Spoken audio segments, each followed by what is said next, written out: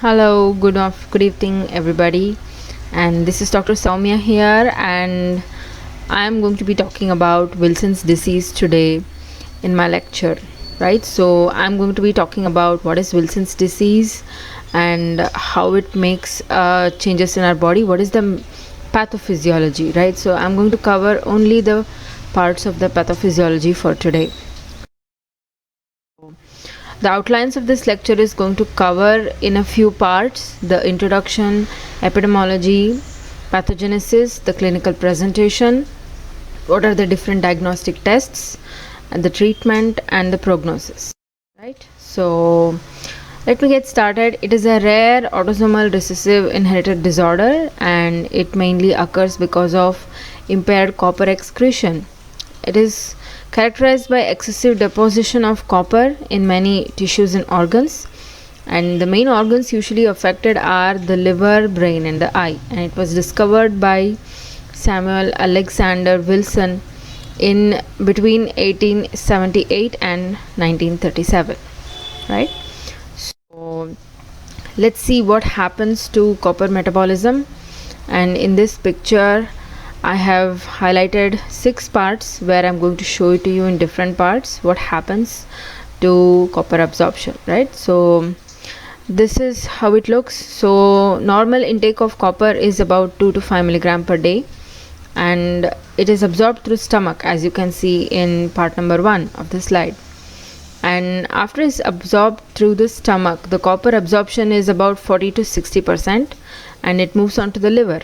And in the liver, what happens is, this is the ceruloplasmin, and it is a protein, and this copper gets incorporated into ceruloplasmin, and that's a protein, and this forms a complex, and this is excreted from the liver into the plasma.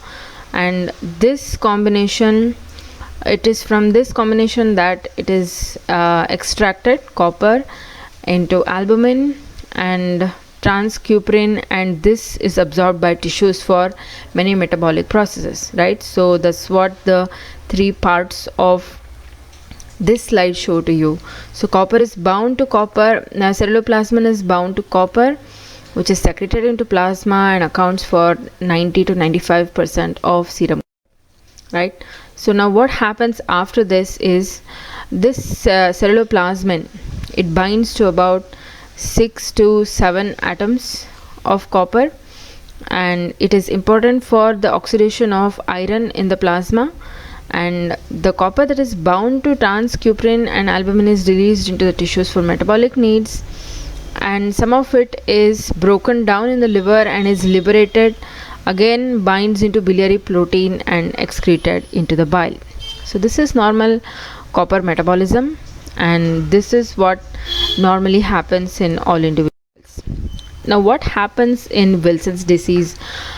What really happens in Wilson's disease is that the initial steps of copper absorption and transport to the liver are normal, it's not affected, but this liver starts to fail in excreting the sufficient copper into the bile, and the ability to incorporate copper into ceruloplasmin is diminished. So as you can see in this slide, the defective gene is chromosome 13, and there is a loss of function mutation of ATP7B gene, which is encoded on chromosome 13, and this results in poor excretion of copper into the plasma, right?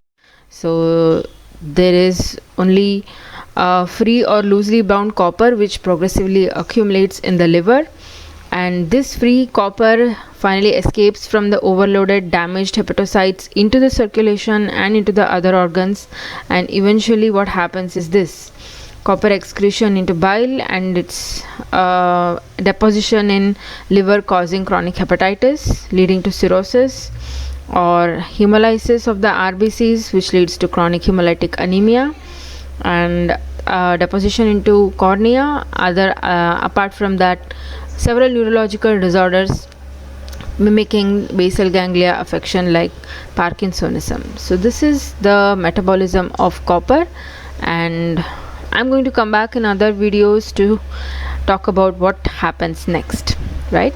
So see you soon in my next video, guys. Have a nice day.